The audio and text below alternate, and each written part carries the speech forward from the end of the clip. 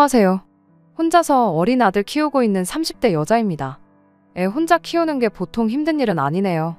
처음엔 주변 눈초리, 그게 뭐가 중요하냐고 신경 하나도 안 쓰고 살았는데 아이가 나중에 학교라도 가게 되면 그 눈초리가 이젠 제가 아니라 아이한테도 가는 게 아닐까, 그게 마음에 걸립니다. 하지만 만약 제가 시간을 돌려 이혼 서류 제출하기 직전으로 돌아갈 수 있다고 해도 저는 똑같이 이혼을 선택할 거예요. 그 생각만큼은 변한 적이 한 번도 없습니다. 시댁 형편이 많이 어려웠어요. 먹고 사는데 문제가 있는 정도는 아니었지만 하루 벌어 하루 먹고 산다고 해도 과언이 아닐 정도로 경제적으로 여유가 있는 편도 아니었습니다. 그에 반해 저희 집은 형편이 썩 나쁘지는 않았어요. 저희 할머니께서 과거에 시장에서 장사를 하셨는데 그때 만진 돈으로 건드린 투자들이 결과가 다 좋았었다네요. 할머니가 장사하시던 곳이 서울 변두리 동네이긴 하지만 그때 번 돈으로 건물도 몇 채나 가지게 되셨다고 해요. 그 덕에 저희 부모님은 건물 하나 물려받아서 그걸로 월세 받고 살고 계시고요. 아무리 사돈지간일지라도 며느리네 집에 돈이 있으면 좋은 거 아닌가 싶었는데 왜인지 모르게 시어머니는 저에게 도통 곁을 내어주지 않았습니다. 그럴 거면 차라리 관심도 주지 마시지. 못 살게 굴기는 또 너무 못 살게 구셨어요. 생각해보건대 그냥 저희 집이 형편이 넉넉한 게 질투가 나서 자격지심 때문에 그랬던 건지, 아니면 저희 결혼할 때 집을 친정에서 해주셨는데 괜히 그것 때문에 귀한 아들이 처가에 기죽고 사는 것 같은 기분이 들어서 그랬는지 사실 정확하게는 여전히 모르겠고 감도 안 잡히지만 대충 저런 이유 때문에 그랬던 게 아닌가 싶습니다. 하지만 저는 그런 시어머니의 억지를 다 받아줬어요. 남편이 중간 역할 잘해줬다면 더할 나위 없이 고마웠겠지만 괜히 애매하게 남편이 나섰다간 시어머니가 아예 대놓고 남편을 얼마나 휘어잡고 사냐고 눈치를 주고 더 크게 화를 내셨다 보니 오히려 역효과만 나는 상황이었습니다.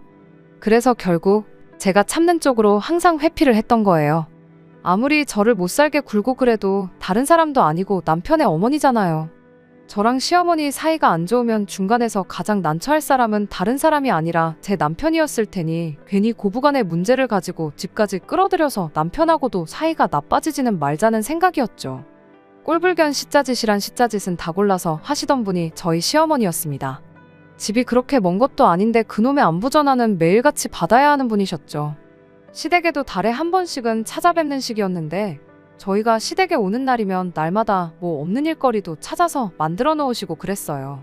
멀쩡한 세탁기 두고 이불은 밟아서 빨아야 한다며 욕조에 세제 풀어서 물 받아놓고 기다린다던가, 김치는 갓 담근 게 제일 맛있다며 배추 3포기씩 절여놓고 기다리신다던가 하는 식이었죠. 한 번은 이웃분들 만두 좀 해드려야겠다고 만두만 300개 넘게 빚은 적도 있었죠. 남편이 나서서 자기도 같이 돕겠다고 하면 밖에 나가 힘들게 돈 벌어오는 사람이 주말까지 일을 해서 쓰겠냐며 꼭 그렇게 저한테만 일을 시키곤 했어요. 저희가 맞벌이이긴 했지만 저는 아이가 태어나고 나서부터는 육아를 이유로 재택근무를 시작했거든요. 집에서 일을 하는 게 시어머니 눈에는 편하게 돈을 번다고 여겼던 거죠. 물론 집에서 일하는 게 매일같이 회사 출퇴근하는 것과 비교하면 체력적으로는 조금 더 편한 건 사실입니다만 저는 아이 돌보면서 제 일까지 해야 했으니 따지고 보면 재택근무라고 해서 무조건 더 편한 게 아니었거든요. 말씀드렸다시피 남편이 중간 역할을 하려고 나설 때면 시어머니는 저뿐만 아니라 남편한테도 불같이 화를 냈다 보니 그날은 하루 종일 시댁에서 전쟁을 치르고 오는 느낌이었습니다. 오히려 남편이 어중간하게 돕겠다고 나서면 나서는 대로 저는 더 피곤했고 분쟁만 더 커지는 시기라서 그냥 제가 혼자서 속으로 눌러 참고 견뎌냈어요. 그때 결혼 초반이기도 했고 시어머니도 저희 아이를 손주라고 엄청 이뻐해 주시긴 했었거든요. 아마도 그때가 결혼 생활 중 시어머니와 가장 가깝게 지내던 유일한 순간이었을 거예요. 아무튼 한 달 남짓밖에 안 되는 짧은 시간이었지만 시어머니와 잘 지냈었던 기억도 잠깐이나마 있었기에 저만 잘한다면 언젠가는 이런 시어머니와의 관계가 개선되리라 굳게 믿고 그렇게 하루하루 버티고 있었습니다. 하지만 날이 갈수록 상황은 악화되기만 했지 좋아지는 기색이 보이질 않았어요. 그나마 회사 때문에 혼자 나가 살던 신우가 이직을 이유로 시댁에 다시 들어와서 살게 되었는데 그나마 신우가 알게 모르게 제 편을 들어줘서 시집살이의 난이도가 조금씩 줄어드는 게 희망이라면 희망이었죠. 시어머니가 저한테 굳은 일을 시킬 때면 신우가 나서서 시어머니를 말려줬거든요. 나도 언젠가 결혼해서 남이 집 며느리가 될 텐데 시댁 올 때마다 시어머니가 이렇게 고생시킨다고 생각해보라며 일 시키는 시어머니를 뜯어말려주곤 했어요. 덕분에 시어머니가 준비하는 강제노동의 강도가 조금 줄어들기는 했습니다. 하지만 우리 시어머니를 누가 이기겠어요. 일의 강도가 약해졌을 뿐이지 저 올 때마다 온갖 귀찮은 일은 일대로 준비해서 다 저한테 시키고는 했습니다. 언젠간 나아지겠지라는 생각으로 몇 년을 버텼는데 남편이 나서도 신우가 나서도 나아지는 게 하나도 없었다 보니 저도 생각을 달리 하게 되었어요. 제가 이렇게까지 해서 시어머니와 잘 지내게 된다고 한들 얻는 게 뭐가 있겠나 싶었던 거죠. 자식들이 그렇게 말해도 그렇게 고집을 부리시는 분인데 제가 군소리 없이 시댁에서 시집살이를 견뎌낸다고 한들 나아질 관계였다면 진작에 나아졌겠지 싶더라고요. 그런 생각을 갖게 된 이후부터는 시어머니가 전화로 저한테 욕짓거리를 하던 말던 안부 연락도 손을 놓아버렸어요. 한 달에 한 번 시댁에 가던 것도 남편만 혼자 보내기 시작했고요. 저는 이따금씩 한 번 정도 같이 다녀올 생각이었습니다. 남들 하는 만큼만 하자 이런 생각이었죠. 그렇게 2달 정도 남편만 혼자 시댁에 보냈을까. 하루는 아침에 남편 출근시키고 나서 아침 운동을 하려고 요가 매트 깔아놓고 이런저런 준비를 하고 있었던 때였어요. 갑자기 누군가가 문을 주먹으로 쾅쾅 두들기더라고요. 문 열어라 하면서 호통을 치는데 시어머니의 목소리였습니다. 남편 직장 특성상 출근 시간이 들쭉날쭉한 편이에요. 그런데 남편이 출근하고 딱 5분 정도 지나서 저러는 걸 보니 밖에서 아들 출근하는 거 기다렸다가 나가는 거 확인하고 저 혼자 집에 있는 거 알고 나서 찾아온 건가 싶더라고요. 저야 출근하는 게 아니다 보니 집에 있다는 건 당연히 알고 오셨을 테고요. 그렇다고 이웃분들 눈치도 있고 저렇게 두면 언제까지고 계속 문을 두드릴 텐데 민폐 끼치기 싫어서 그냥 문을 열어드렸습니다. 시어머니는 집에 들어오자마자 누가 보면 제 머리채라도 곧바로 낚아챌기새로 성큼성큼 들어오더군요. 제가 운동하려고 준비해놓은 걸 보고는 아주 팔자가 편하다고 하면서 다짜고짜 저한테 너는 어른 알기를 얼마나 우습게 알길래 이렇게 얼굴 보기가 힘드냐. 너, 네 부모한테도 그렇게 하느냐 하면서 집에서 뭘 가르쳐서 시집을 보냈길래 어른을 이렇게 푸대접을 할 수가 있느냐며 고래고래 소리를 지르더군요. 그날 저도 인내심의 한계를 느껴서 지지 않고 시어머니한테 한마디 했어요. 그간 제가 어머님한테 못한 게 뭐가 있다고 이러시냐고요. 할 말도 없어서 그냥 끊는 게 일인 안부 전화도 매일같이 드렸고 억지로 시키는 온갖 자비할 때도 싫은 소리 한 번 안 하고 묵묵히 다 하지 않았느냐고요. 시어머니는 뭐 며느리면 당연히 해야 할 도리를 가지고 유세를 떠냐며 바로 반박을 하더군요. 내 아들이 벌어오는 돈으로 편하게 일을 하고 있으면 마땅히 시댁에 해야 할 도리를 다 해야지 고마운 줄은 모르고 은혜를 웬수로 갚냐며 목에 핏대를 세우시는데 결국 치사하지만 저도 최후의 방법을 쓸 수밖에 없었습니다. 며느리 도리 이야기 한 번 잘 꺼내셨다고 저는 여태껏 잘하고 있다 생각했는데도 모자다 하시면 여기서 얼마나 더 잘해야 되는 건지 저는 모르겠다고 했습니다. 그냥 이참에 속 편하게 며느리 노릇하는 거 그만두겠다고 한마디 했죠. 오늘부로 시댁에 매달 보내던 생활비부터 끊어버리겠다고 으름장을 놓았습니다. 시어머니가 따로 일을 하고 계신 게 아니었다 보니 신우랑 남편이 결혼 전부터 시어머니 생활비를 따로 챙겨드리고 있었거든요. 저희 결혼하면서 보내던 생활비를 끊어버릴 수는 없으니 양가에 똑같이 보내기로 했었어요. 그런데 친정부모님은 여유가 있다 못해 넘쳐나는 분이셨다 보니 그런 거 받을 필요 없다고 거절을 해오셨습니다. 그래서 그건 그거대로 저금을 할까 했는데 시댁 형편 어려운 것도 알고 그러니 차라리 제가 친정에 보낼 몫을 시댁에 드리기로 했던 거예요. 시어머니 입장에서는 제가 보내던 돈이 여윳돈이나 마찬가지였으니 솔직히 포기하기 싫은 돈이었을 겁니다. 그 누구보다 시어머니가 그걸 잘 알고 있었을 테고요. 제 예상대로 그 말이 나오자마자 시어머니가 조용해지더라고요. 물론 며느리 앞에서 자존심도 챙겨야 했으니 바로 꼬리를 내리지는 않으셨지만 저한테 이 소리 저 소리 할 말 못할 말 가리지 않고 퍼붓던 시어머니가 그냥 혀를 한 번쯤 하고 차더니 그냥 집으로 돌아가시대요. 그간 그렇게 참아왔던 걸 터뜨렸는데 속이 후련하다기보단 자꾸 신경이 쓰이고 마음에 걸리더라고요. 할 일이 산더미였는데도 불구하고 그날은 아무 일도 손에 잡히지 않을 정도로 심란했습니다. 남편이 퇴근했는데도 아무 말이 없고 무슨 일이 있었는지 전혀 모르는 눈치길래 제가 먼저 솔직하게 말했습니다. 당신 출근하고 아침에 시어머니가 찾아오셨다. 이런저런 일이 있었고 나는 거기서 참지 못하고 시어머니한테 한마디 했다. 생활비 끊겠다고도 말했다. 정말 토시 하나 빠뜨리지 않고 있던 일 그대로 사실만 전했습니다. 저한테 유리하게 바꾼 말도 없이 솔직하게 전부 다요. 남편이 제 이야기를 듣고는 미안하다고 사과를 해왔어요. 당신이 잘못한 게 없는데 왜 나한테 사과를 하느냐 했더니 그래도 자기가 여태껏 중간 역할 못하고 그랬던 게 화근이 된 거 아니겠느냐 하면서 앞으로라도 자기가 확실하게 제 편을 들어주겠다고 약속을 하더라고요. 오히려 남편이 한술 더 떠서 시어머니가 적어도 본심은 저를 여전히 싫어할지라도 저한테 쓴소리 2번 다시 못하게 해야겠다며 당분간 자기가 보내주는 돈까지 같이 끊어보는 게 어떨까 하고 제안을 하더라고요. 남편도 저도 시어머니를 너무 쉽게 생각했던 게 불찰이라면 불찰이었을 거예요. 남편 딴에는 당장 제가 보내는 돈 끊는다고 하셨을 때 아무 말도 못하고 집에 가셨으니 자기가 보내는 것까지 합치면 그래도 저를 조금이라도 어렵게 생각하시지 않겠냐는 취지로 꺼냈던 말인데 오히려 시어머니는 남편한테 더 큰 소리를 치시더군요. 아주 여자에 미쳐가지고 낳아주고 키워준 부모도 몰라보고 돈으로 갑질을 한다고요. 부모 내치고 성공하는 자식 새끼들은 살아생전에 본 적이 없다고 어디 한번 니들끼리 지지고 볶고 잘 먹고 잘 살아보라며 아예 연을 끊자는 선언을 해오셨습니다.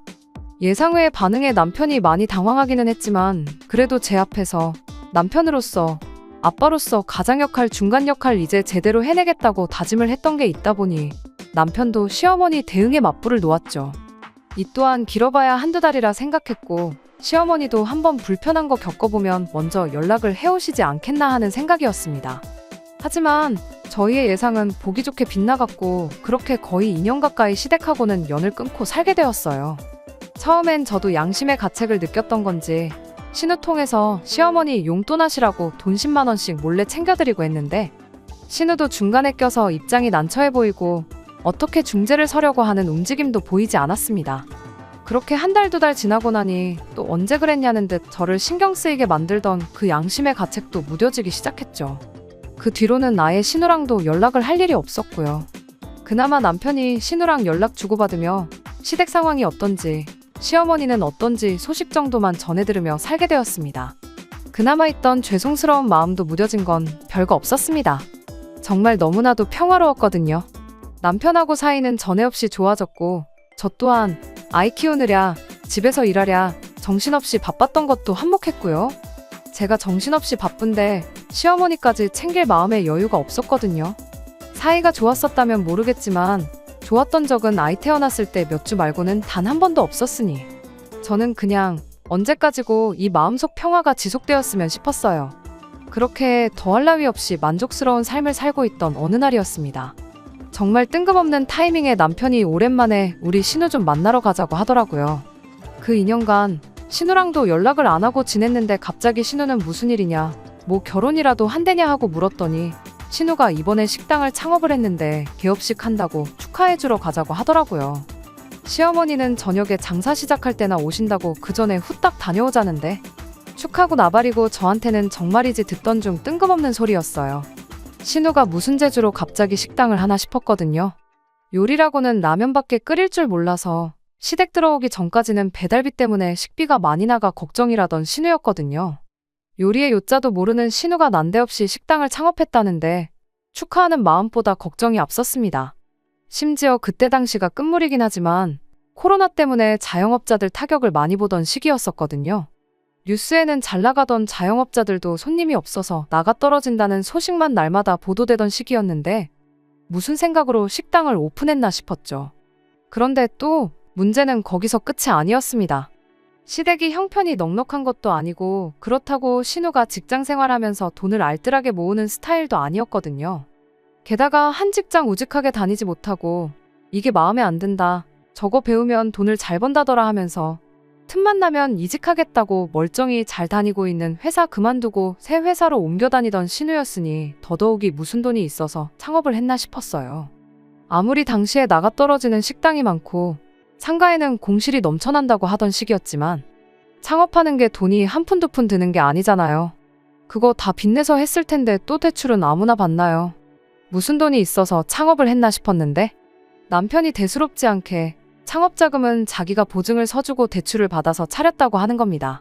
그 말 듣자마자 반사적으로 남편한테 미쳤냐고 소리를 질렀습니다. 시어머니가 시자짓 할 때 신우가 몇 번 제 편을 들어줬던 건 고마운 일이지만 그거 고맙다고 해서 저한테 상의 한마디 없이 신우 빚보증을 서줬다는 것부터 용서를 할 수가 없었어요. 물론 저한테 상의를 했었다고 해도 당연히 그렇게 하라고 하지도 않았을 테지만 적어도 저한테 물어라도 봤었다면 어떻게 친정부모님 손을 빌리든 해서 다른 방법을 모색했을 거 아니냐고 한마디 했죠.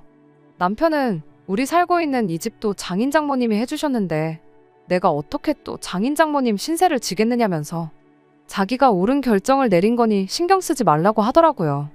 차라리 우리 모아놓은 돈을 그냥 줬으면 줬지 보증은 절대로 해선 안 되는 거 모르냐고.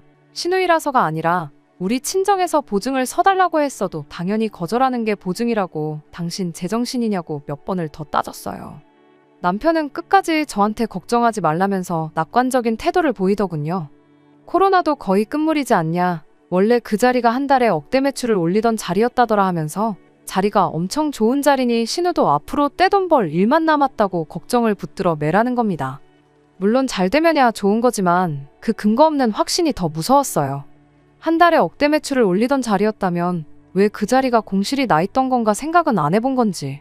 생각한 대로 이루어지면 이 세상에 망하는 사람이 어디 있겠어요. 머릿속에서 희망회로만 잔뜩 굴리고 있으니 진짜 봐야 할 건 안 보고 잘 되겠지 하고 넋놓고 있는 꼴을 보니 정말 답답해 미치겠더라고요. 그리고 신우가 무슨 음식을 할 줄 안다고 식당을 하냐고 했더니 그건 걱정 말라면서 음식은 시어머니가 하기로 했다는 이야기까지 해주더라고요.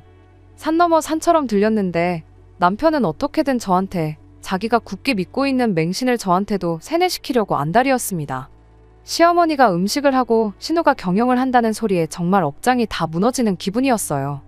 제가 도무지 화를 풀지 않으니 그때 돼서 남편이 감정에 호소를 하기 시작했습니다.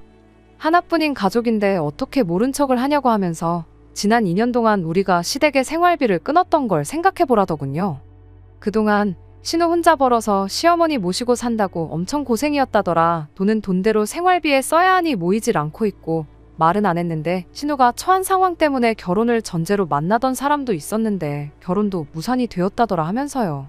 보증 하나 서줬을 뿐이지 신우가 대박내서 갚으면 끝나는 건데 가족이 되어서 응원은 해주질 못할 망정 개업하는 날부터 망하면 어떡하냐고 악담을 퍼붓고 있냐고. 네가 그러고도 한 가족이라도 할 수 있냐고 아주 눈에는 눈물까지 맺혀가며 열변을 토하는 겁니다. 우리가 할 일은 가서 개업 축하해주고 가끔씩 가서 매상 올려주고 지인들한테 한번 와달라고 가게 홍보해주고 하면서 먼발치서 응원만 해주면 되는 건데 그게 그렇게 힘든 일이냐 하면서 따지고 드는데 저 사람 머릿속에 들은 게 뇌가 아니라 무슨 꽃밭이 들어있는 건가 싶었네요. 아무리 생각해도 신우 보증서 주는 걸 저한테 상의 없이 했다는 사실이 그것만 생각하면 배신감에 온몸이 떨릴 정도였습니다. 그래서 제가 당분간 당신은 시댁에 가 있으라고 했어요. 내 마음 정리되면 부를 테니 시댁에 가 있으라고요. 가족끼리 돕는 게 당연하다고 하지 않았느냐고. 시어머니가 나를 가족으로 대해준 적이 한 번도 없는 것 같으니 그렇게는 못하겠다고. 그러니 당신 혼자라도 가서 가족들 도와주면서 살고 있으라고 했어요. 제 말에 남편은 뭐 어쩌자는 거냐며 지금 별거 하자는 거냐 뭐 이혼이라도 하자는 거냐며 큰 소리를 떵떵 치기 시작했습니다. 적반하장으로 나오는 꼴을 보니 말로 해서는 안 될 것 같아서 지금 상황이 바뀌는 게 아니라면 차라리 이혼을 하는 게 마음 편하겠다고 저도 강하게 나갔습니다.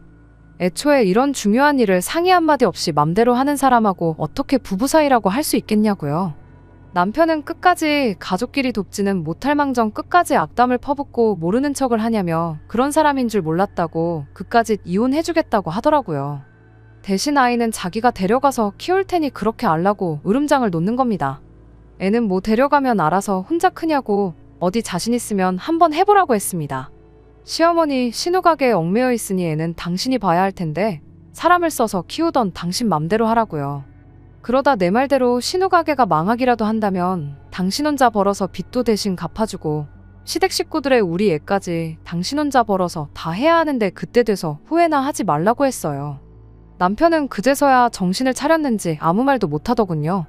하지만 이혼이란 말을 그렇게 쉽게 꺼낸 남편을 저한테 상의 한마디 없이 거액의 빚 보증을 해준 남편을 더 이상 신뢰하고 살 수가 없다는 생각이 들었습니다. 그래서 말이 나온 대로 하루빨리 이혼을 준비하기 시작했어요. 남편이 결국 아이는 포기하겠다고 나왔는데 포기하긴 뭘 포기하냐고. 애 다 클 때까지 매달 양육비는 늦지 말고 보내라고 한마디 해줬습니다. 집도 친정에서 해준 집이었고 생활비 제외하고는 돈도 각자 알아서 관리하고 있었다 보니 남편은 자기 짐 챙겨서 나가기만 하면 되었던 상황이라 정리하는 것 자체는 그다지 오래 걸리지 않았습니다. 시댁이랑 연 끊은 뒤로 2년간 정말 더할 나위 없이 행복하게 지냈던 우리였는데 하루아침에 이혼을 하고 나니 엄청 허무하더군요. 하지만 그것과는 별개로 제 인생은 크게 달라지는 게 없었습니다. 아이 키우며 일하며 다시 바쁘게 살다 보니 남편의 부재가 점점 희미해져 갔어요. 이혼 후 1년 반 정도 지나서 언젠가부터 남편이 아이 양육비를 보내오지 않았습니다. 그래도 애 아빠라는 책임감 때문인지 양육비는 밀리지 않고 보내던 사람인데 뭔가 이상해서 알아봤더니 제 예상대로 신우가 창업한 식당이 망해 없어졌더군요. 코로나만 끝나면 월 매출 1억은 일도 아니라더니 그 어떤 재미도 못 보고 찾아온 불경기 덕분에 오히려 매출은 코로나 때보다 더 아래로 떨어졌다고 하더라고요. 대박나서 갚을 거라던 그 돈은 구경도 못하고 이제는 남편도 같이 그 빚을 갚는 신세가 되어버린 거죠. 그나마 다행인 건 시어머니의 신우까지 일을 하면서 온 가족이 힘을 합쳐서 그 빚을 갚고 있다는 사실이겠네요. 한 가족 하더니 저 빼고 가족들끼리는 그런 끈끈한 의리가 있었나 봐요. 그러니까 저한테 말도 없이 보증을 서줬던 거겠지만 말이죠. 그런 상황을 알고 나니 일말에 정이 남아있어서 그랬나 차마 양육비를 보내라고 독촉은 못하겠더라고요. 당장 제 벌이만으로도 사는데 모자란 게 하나 없었으니 괜히 양육비 달라고 연락해서 내가 혹시 돈이 모자라서 그러나 하는 느낌도 주기 싫었고요. 셋이서 밤낮 없이 일해서 돈을 갚고 있다고 하는데 빚 다 갚으면 그래도 애 아빠인데 어련히 양육비 안 보내주겠나 싶어서 그냥 말을 아꼈죠. 그렇게 반년이 또 지나 얼마 전이었어요. 여전히 남편한테서 양육비는 들어오지 않고 있었고 최대한 신경 쓰지 않으려 하고 있었습니다. 그런데 연락이 와야 할 남편이 아니라 시어머니한테서 연락이 왔어요. 과거에는 안부 전화 먼저 안 하면 세상이 무너질 것처럼 하셨던 분이 웬일로 제 안부를 다 묻더라고요. 형식적인 대답만 하고 왜 전화하셨냐고 단도직입적으로 물었어요. 혹시나 애아빠한테 무슨 일이 생겨서 연락한 건가 싶어서 받은 전화였거든요. 시어머니는 요즘 사는 게 어떻고 저떻고 혼자서 횡설수설하더니 결국 마지막에는 돈 이야기를 꺼내더군요. 자식들 둘이 미래를 포기하고 빚을 갚고 있는데 그걸 보니 안쓰러워 죽겠다면서 조금이나마 제가 도와줬으면 싶다는 거예요. 그걸 같이 갚을 생각이 없었으니까 이혼한 건데 왜 이제 와서 그런 말씀을 하시느냐고 했죠. 저한테 땡전 한 푼 뜯어낼 수 없다는 걸 깨달았는지 시어머니가 평소 모습으로 돌아와서 저한테 큰 소리를 치기 시작하더군요. 저보고 며느리면 응당해야 할 걸 안 하고 내뺀 거 아니냐고. 시댁 등지고 2년간 해야 할 도리를 안 하고 살았으니 이혼의 사유가 너한테 있는 거 모르냐며 이제 와서 위자료라도 받아야겠으니 2년간 시댁에 안 보냈던 생활비 2천만 원을 일시불로 입금을 하랍니다. 안 그러면 법대로 하겠다길래 시어머니한테 한마디 했어요. 협의 이혼했는데 왜 이제 와서 위자료 타령이냐고요. 돈 때문에 전화한 거면 제가 드릴 상황이 아니고 애아빠가 양육비 안 보낸 게 몇 달치 밀려있으니 그거나 빨리 확인해서 보내라고 전해달라고 했습니다. 법대로 해야 할 사람은 어머님이 아니라 저인 것 같다고 또 이런 연락하시면 저도 한번 변호사부터 알아봐야겠다고 한마디 했죠. 시어머니는 아무 말도 못하고 전화를 끊어버렸어요. 사실 법대로 할 생각은 없었습니다. 할 거면 진작에 했겠죠. 더 이상 얽히고 싶지 않아서 제가 눈 감고 있었던 건데 왜 가만히 있는 저를 자극하나 싶었네요. 웃긴 건 제가 정말 소송이라도 걸 줄 알았는지 바로 며칠 지나지 않아서 남편이 밀렸던 양육비 일부를 보내왔어요. 일단 이것밖에 없다고 천천히 주겠다는 문자 한 통과 함께요. 그날을 마지막으로 시댁에서는 다행히 아무런 연락이 없습니다. 남편은 조금씩이긴 하지만 양육비 일부를 계속 보내주고 있는 상황이고요. 좋은 사람이긴 했지만 남편 때문에 시댁에 발목 잡혀서 평생 시달리고 살았을 거 생각하면 정말 이혼하기를 잘했다는 생각밖에 들지 않네요. 더 늦지 않게 10월드 탈출해서 다행입니다.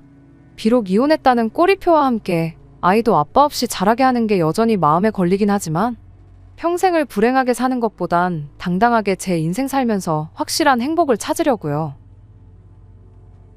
끝까지 들어주셔서 감사합니다.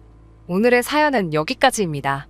구독과 좋아요, 알람 설정 부탁드리고 더 좋은 사연으로 다시 찾아뵙겠습니다. 감사합니다. 신바람 사연 아파트, 오늘의 사연 시작하겠습니다. 안녕하세요. 결혼을 앞두고 있던 20대 후반의 여자입니다. 하마터면 사기 결혼 당할 뻔했어요. 처음에는 예비시 부모님이 문제인 줄 알았는데 알고 보니 결혼 상대였던 남자친구가 더 문제였네요.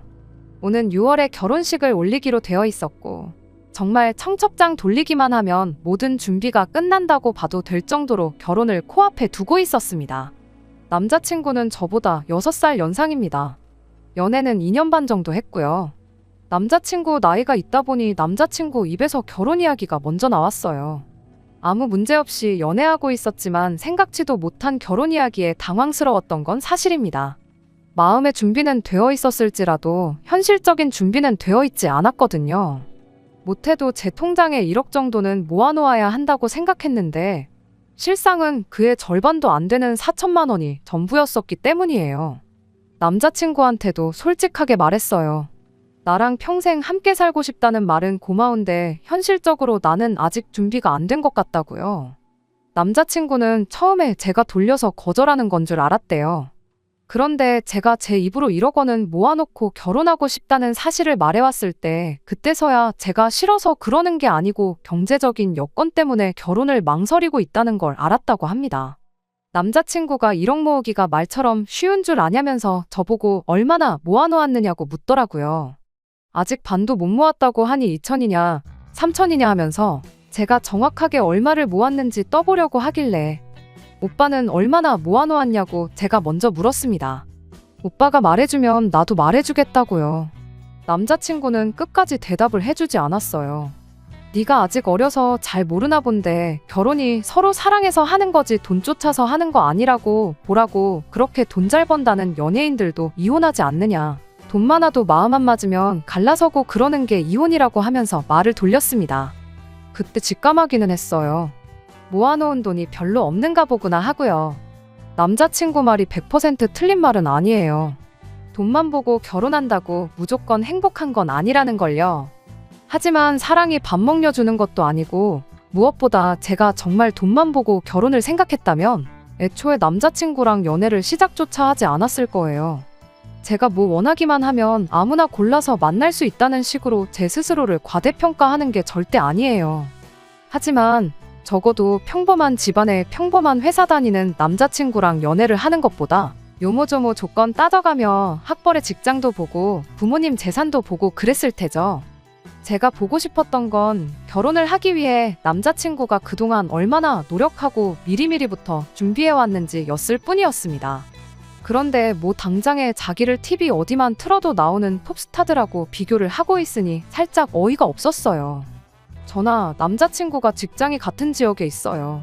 서울 집값도 어마어마하지만 저희 회사가 있는 지역은 집값이 웬만한 서울 뺨치거든요. 적어도 신혼생활 시작할 전세자금 정도는 대출 없이 구할 만큼은 수중에 들고 있으면 좋겠다 싶었거든요. 처음부터 회사 근처에 자가로 아파트 구해서 신혼생활 시작하고 싶은 생각은 눈꼽만치도 없었어요. 하지만 고민이 되더라고요. 남자친구는 좋은 사람이었지만 결혼 생각을 하니 갑갑해져 왔어요. 계산기를 두들겨보면 볼수록 답이 안 나오고 우리가 아직 준비 안 된 건 생각도 안 하고 그냥 나이도 찼고 연애도 적당히 오래 했으니까 결혼하자고 하는 건가?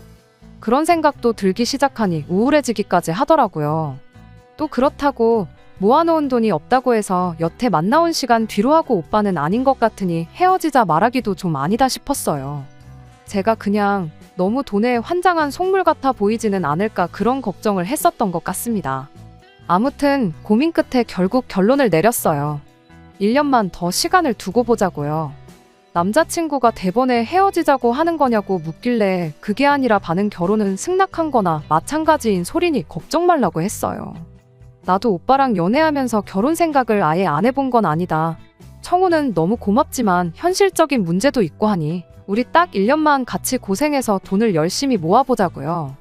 그래도 연봉이 제가 4천 후반, 남자친구가 5천 중후반 정도 되었으니 돈을 아예 모으지 못할 정도는 아니었거든요.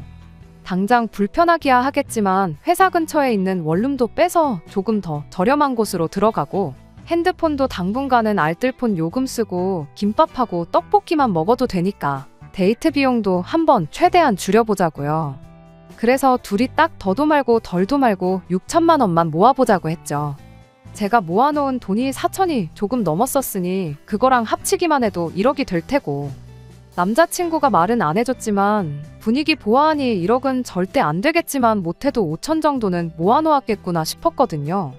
그럼 그렇게만 더해도 1억 5천. 솔직히 제 기준에는 여전히 택도 없는 금액이었지만 신혼부부 전세대출 받아서 전세 구하고 하면 어떻게든 되겠다는 계산이 있었거든요. 남자친구도 표정은 썩 내키지 않아 보였지만 알겠다고, 한번 같이 모아보자고 일단은 동의를 하더라고요. 그렇게 허리띠 졸라매가는 몇 달이 계속되었어요. 남자친구는 고기도 먹고 술도 먹고 싶다고 아주 난리였지만 단호하게 전부 거절했습니다. 그래도 차곡차곡 쌓이는 돈을 보니까 남자친구도 직접적인 불만은 말을 못하더라고요. 그러던 어느 날 남자친구가 이제 돈 모으는 거 그만하자고 대놓고 저한테 말을 해왔습니다. 결혼을 안 하겠다는 거냐 물었더니 남자친구가 그런 게 아니라고 자신있게 한마디를 하더라고요. 요즘 결혼을 누가 자기 돈 가지고 하냐고, 결혼은 부모님 돈으로 하는 거 아니겠냐고 하면서요. 그러면서 좋은 소식이라고 말을 꺼내더니 남자친구 부모님이 집을 해주시기로 했다는 말을 꺼내는 거예요. 그러니 이제 우리 돈 좀 그만 모으고 맛있는 도 먹고 갖고 싶은 것도 사고 좀 그러자는 겁니다. 자세한 이야기를 듣자 하니 예비 시부모님이 한 집에서 평생을 쭉 살아오셨는데 요 근래 10년 사이에 집값이 엄청 올랐대요. 낙후된 동네이긴 하나 그래도 서울이라고 정리하면 5억, 6억 정도는 된다고 하더군요. 그리고 이번에 은퇴하면서 경기도 외곽 쪽으로 이사를 가니 많이 하시는 중이랍니다. 두 분이 오손도손 살만한 작은 전세집을 알아보고 계신다 했고, 그러면 차익이 생기게 되니 그 돈을 저희 집 구하는데 지원을 해주시기로 했다는 거예요. 그 돈이면 신축 빌라 정도는 무리 없이 하나 구하지 않겠냐는 거였어요. 예비 시부모님이 집을 해주신다는데 그 사실만으로도 엄청 감사했죠. 한편으로는 남자친구가 부모님 노후 자금까지 빼서 결혼을 하려고 한다는 게 얼마나 진심으로 나랑 결혼을 하고 싶으면 저럴까 하는 생각도 들었습니다. 돈은 한참 모으는데 속도가 붙던 와중이었지만 가장 골칫거리였던 집 문제가 해결되었으니 일단 하루라도 빨리 집을 구하고 결혼 준비를 하는 게 우선이라고 생각했어요. 퇴근길이고 주말이고 시간이 남으면 남는 대로 직장 근처 부동산 돌아다니면서 괜찮은 매물이 있는지 알아보러 다녔습니다. 열심히 발품 팔면서 돌아다니다 보니 적당히 괜찮은 아파트를 하나 찾았어요. 평수는 많이 작은 편이었지만 그보다 더 작은 원룸에서 내내 살아왔는데 뭐가 문제될 게 있나 싶더라고요. 부동산에서 말하길 신혼부부들이 시작하기에도 딱 좋은 곳이라고 하고 출퇴근거리며 주변 시설이며 나무랄 게 하나도 없었어요. 너무 마음에 들었지만 하나 마음에 걸리는 게 있었는데 예비 시부모님이 집은 전세 말고 매매로 구하라고 당부를 했다는 거였어요. 하지만 이쪽 지역 아파트 가격이 가격이다 보니 아무리 예비 시댁에서 큰 돈을 지원해주기로 했어도 아파트 매매는 꿈도 못 꿀 일이었죠. 돈을 해주겠다고 했을 때도 신축 빌라를 콕 집어서 이야기했던 걸 보면 말 다 했죠. 남자친구한테 집을 보여주면서 부모님을 설득해달라 물어보기도 했지만 남자친구는 단칼에 거절을 했어요. 빌라는 팔 때도 어렵다더라 하면서 오빠가 말하기 뭐하면 내가 직접 물어보겠다고까지 말했지만 안 되는 건 안 되는 거라며 고집 부리지 말라고 하더라고요. 저희가 모아놓은 돈도 있었고 또 몇 달 안 하긴 했지만 아껴 쓰면서 마음먹고 모으면서 못해도 3년이면 2억 이상은 모을 수 있겠다는 확신이 있었거든요. 그러니 대출 끼고 조금 무리하면 아파트를 구해도 충분히 구할 수 있다 생각했는데 뭐 어쩌겠어요. 결국 그 아파트는 포기하고 빌라 쪽으로 눈을 돌려 찾아보기 시작했어요. 빌라는 매물도 많았고 해서 비교적 신축의 내부도 올술이 되어 있는 빌라를 하나 구할 수 있었습니다.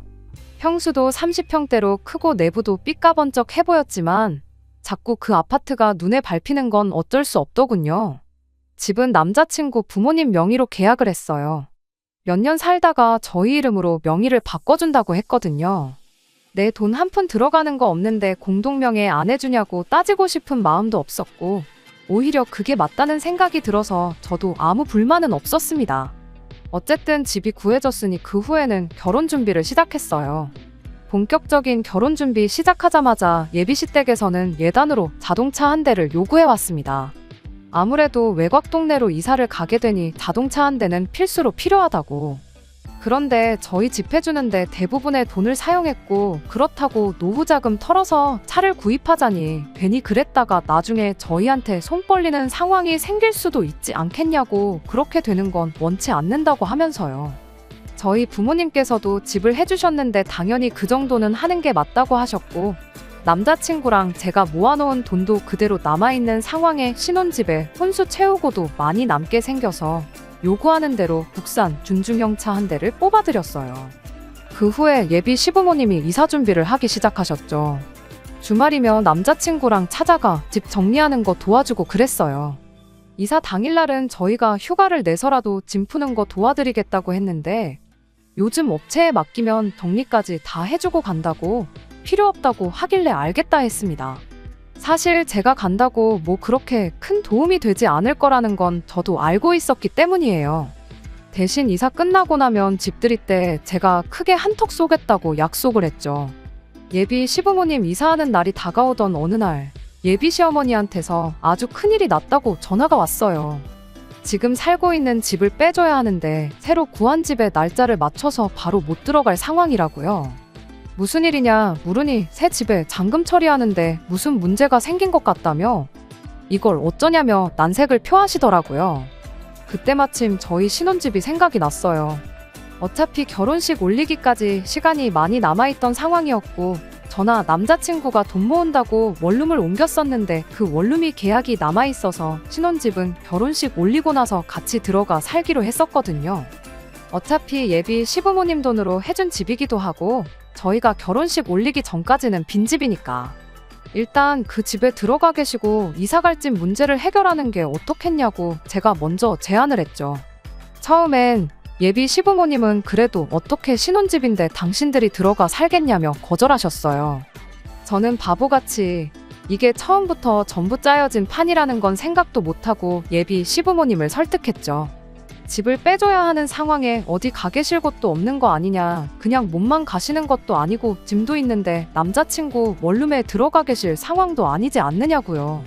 잔금 문제만 해결되면 이삿날이야 다시 정하면 되는 거 아니겠냐고. 이사 비용이 2배로 들긴 하겠지만 그게 뭐가 중요하냐고 했죠.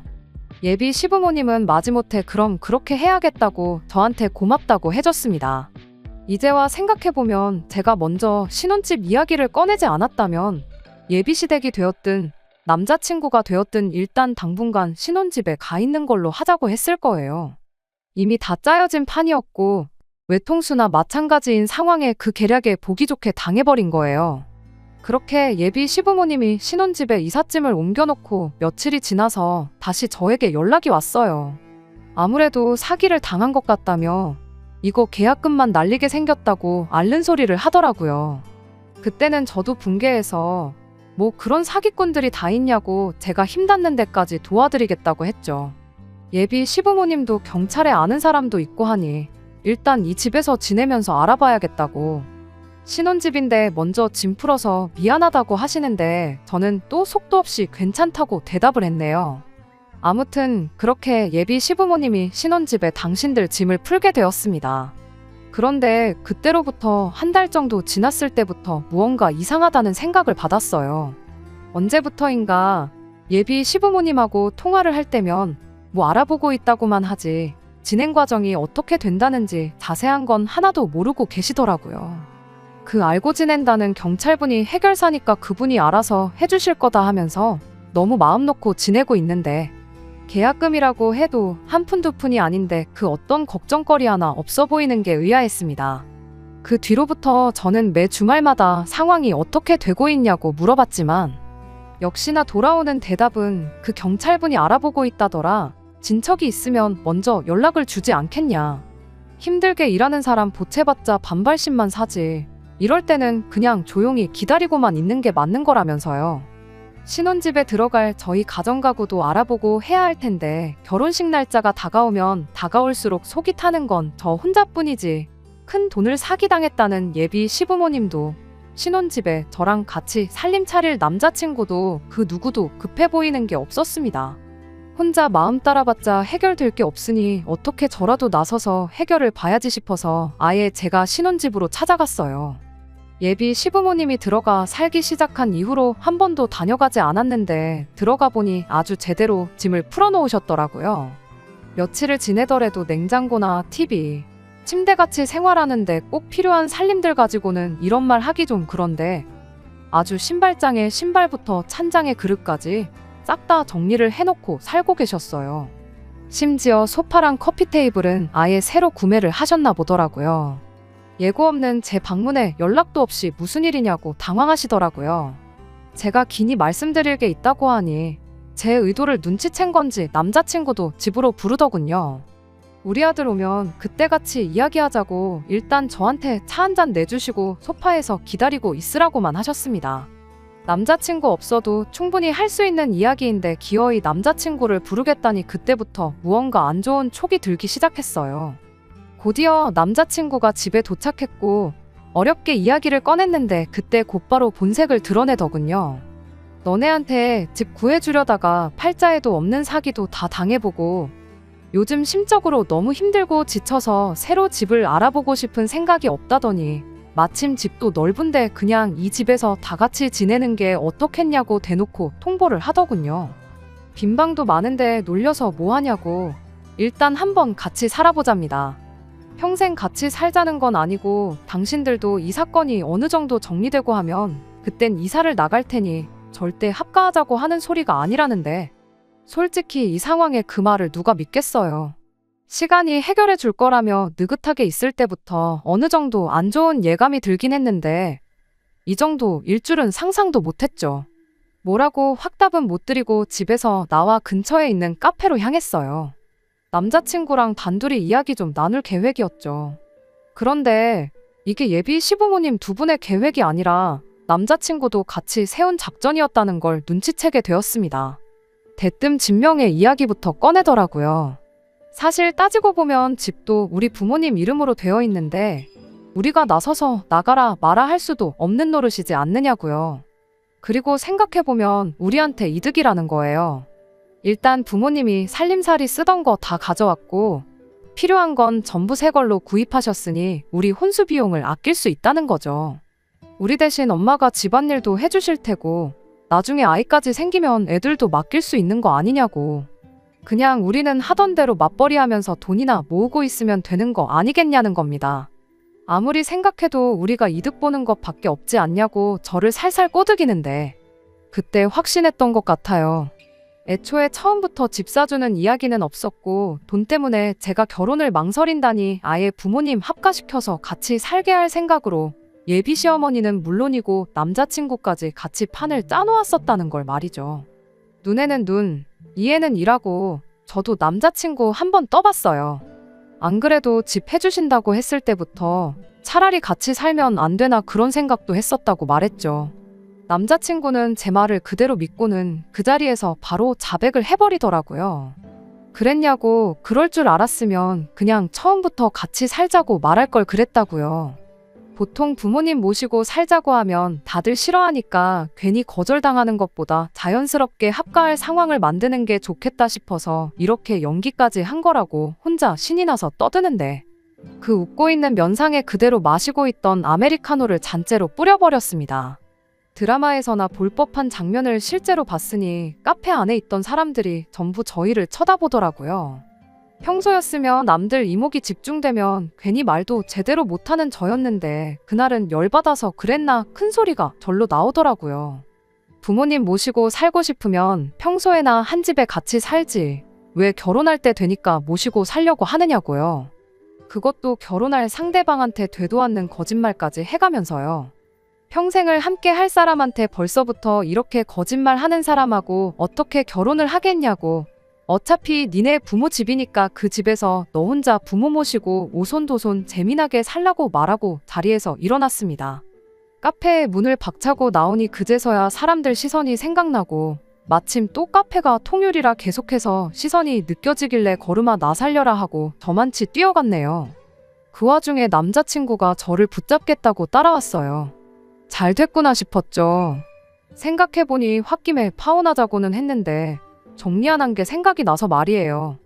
니네 집에서 사기 결혼을 빌미로 뜯어간 내 돈은 이런 단위까지 틀리지 않고 정확하게 계산해서 일주일 내로 내 앞에 가져오라고 했어요.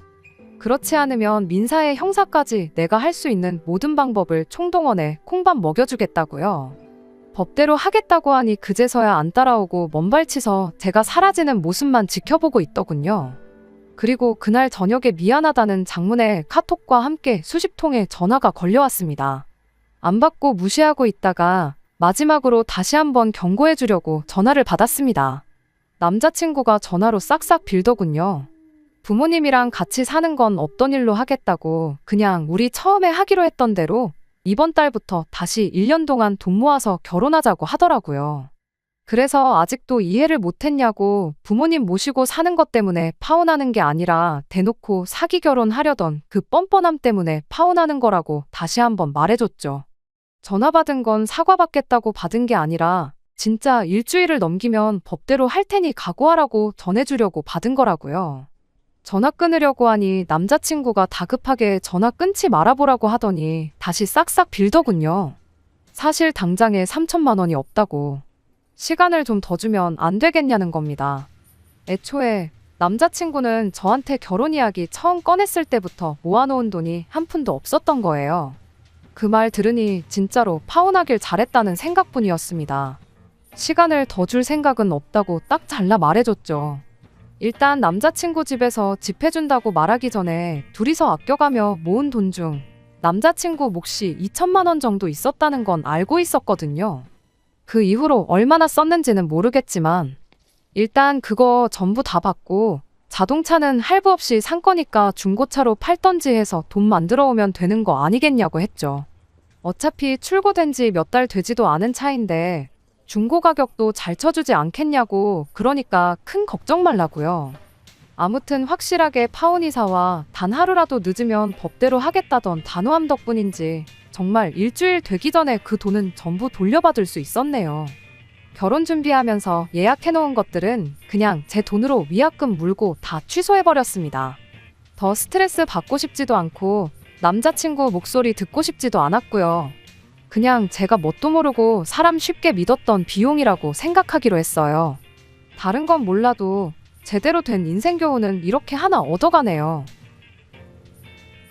끝까지 들어주셔서 감사합니다. 오늘의 사연은 여기까지입니다. 구독과 좋아요, 알람 설정 부탁드리고 더 좋은 사연으로 다시 찾아뵙겠습니다. 감사합니다.